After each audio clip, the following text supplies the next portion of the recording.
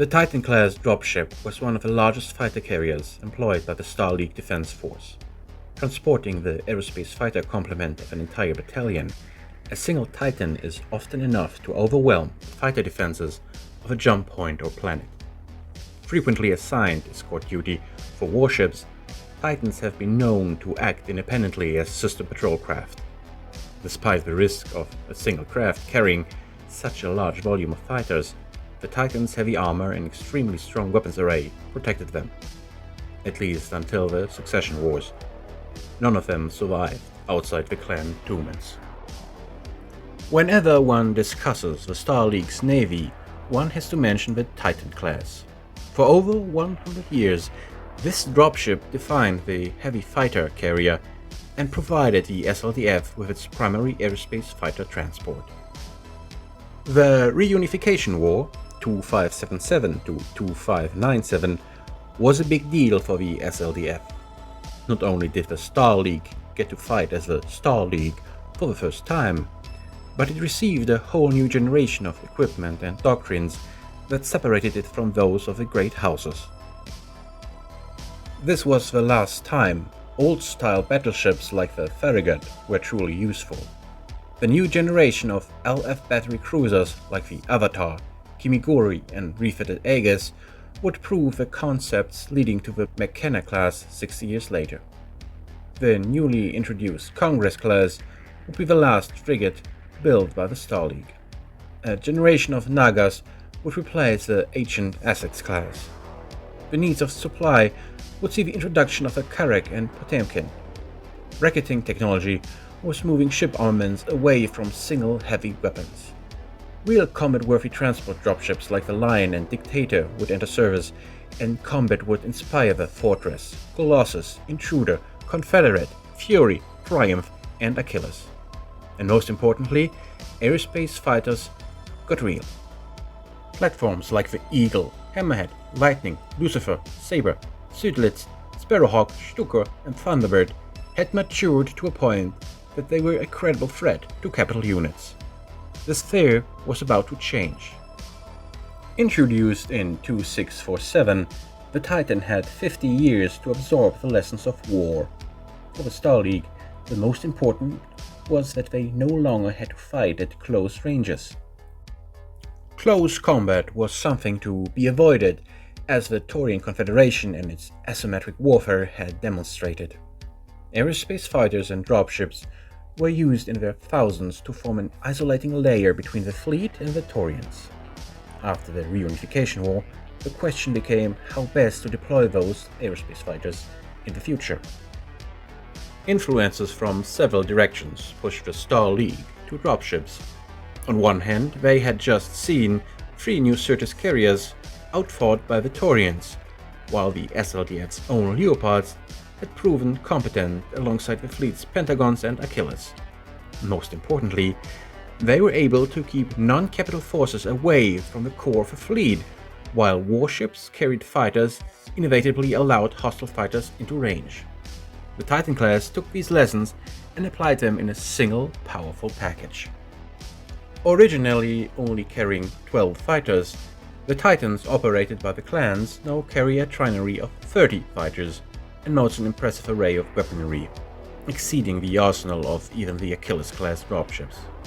These features enable the Titan to operate independently to great effect. In a bit of irony, it were the very same features that made them prime targets during the Succession Wars. The Titan's fighter complement occupies 3 separate flight decks. Each deck houses 10 fighters and is capable of operating independently. Designed with fighter pilots in mind, the Titan is focused almost entirely on supporting its fighter complement, either with its relatively roomy and luxurious crew quarters, large flight decks, or extensive tactical stations. The Titan's pilot and crew quarters are among the best equipped of any dropship and provide ample room for personnel to relax between patrols. All of the cabins are single occupancy, but the pilots of each point are placed in adjacent cabins and share bathroom facilities. Senior officers' cabins contain computer facilities for administrative work. The Titan class has a large bridge which contains an additional post for use by the Aerospace commander. This officer is responsible for positioning the ship when launching and retrieving fighters and provides a tactical information feed to each pilot during battle.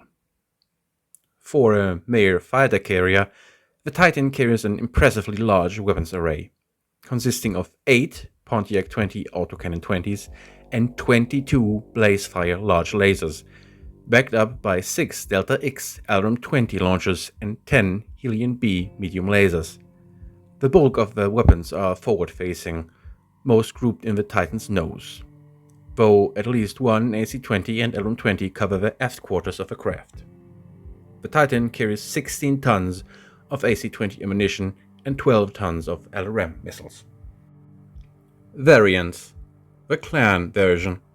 A number of Titans accompanied the Exodus fleet, with some continuing to serve among the various Clan toumans.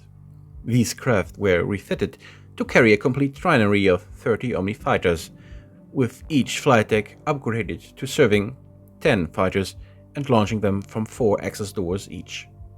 Despite the increased number of fighters carried, the Titan maintains its reputation for comfort, with ample room and single-occupancy cabins. The Titan Monitor. Clan Snow Raven lost several warships in the Jihad. To provide protection to their new bases in the Outworlds Alliance, the clan converted several Titan dropships into pocket warships.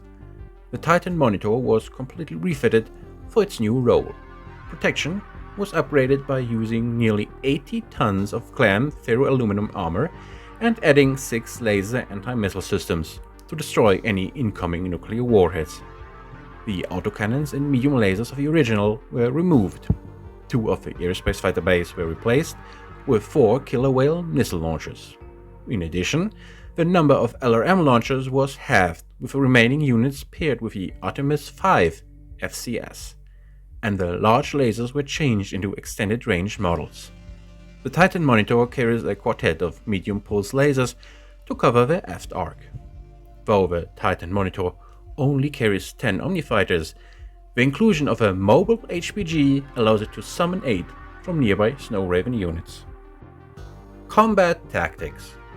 It is sometimes said that the SLDF made its ships effective by making them big.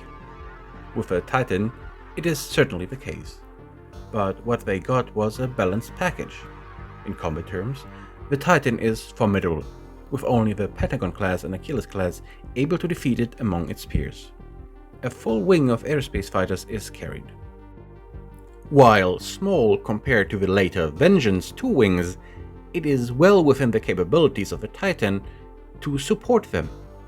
Utilizing its cargo bay and fuel storage, the Titan can manage a sortie raid unmatched by any carrier dropship until its own monitor variant in the 3080s. Crew facilities were so good, pilots requested service on board, and the ship employed special facilities on the bridge for guiding the Aerospace fighters in combat. The Titan class was a complete, self-contained package. This cannot be stated enough. Compare the Titan class to the Vengeance class, its only real competitor in the era.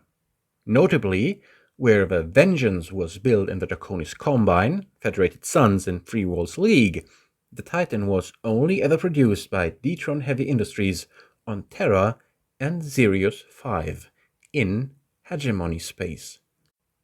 While the Vengeance offered twice the Aerospace fighters, the Titan could support 9 times as many sorties. The Vengeance was a defensive platform for the member states, unable to range far out from their parent warships. On the other hand, Titans could stay on station for extended periods of time without support or supplies brought to them. Throw in the Hegemony's more advanced fighters, and the disparity in firepower is far less than you might think. The other major role of the Titan was as transport for the SLDF's integral fighter wings. While the mech elements were carried in a Dictator, the fighters would be carried in a Titan. The Titan could then operate in orbit separately from the surface elements and be applied as needed. This role suggests just how many Titans serve the Star League. With roughly 486 divisions, each fielded a ground air wing of 54 fighters. This means a minimum of 1,500 Titans, not counting maintenance cycles, reserves, independent regiments, and the need of a navy. Of course, the Amaris War was not kind to the Titan. Most of the survivors left the inner sphere with the SLDF, with the last remaining Titan being destroyed at Cholame in 2790. In the Pentagon worlds, more Titans would be destroyed during Operation Klondike. With peace restored, the surviving Titans would be refitted to field 30 airspace fighters at the cost of cargo space. This and their rarity limited their use as independent units among the clans. Along with a carrier, the Titan served as the clan's primary aerospace transport when they returned to the inner sphere. Overshadowed by the clan's warships, there is little evidence that they saw much combat. The clan Titan remained remarkably competitive compared to the 3050's Miraborg. Both ships have similar sortie rates, but with more armor, the Aerodyne Titan is slightly superior as a combat platform. The Jihad would see the final evolution of the Titan. Faced with the mounting losses of warships and airspace pilots, Clan Snow Raven turned to the Titan as a response to the lack of both. Reducing the aerospace complement to 10, the Ravens increased the armor, revamped the weapons, and added a quartet of killer whale capital missiles in the nose. The result is a mid-range assault ship roughly comparable to an Overlord A3. The Ravens like the Titan monitor enough to seek out more Titans for conversion, especially as their fleet went into mothballs.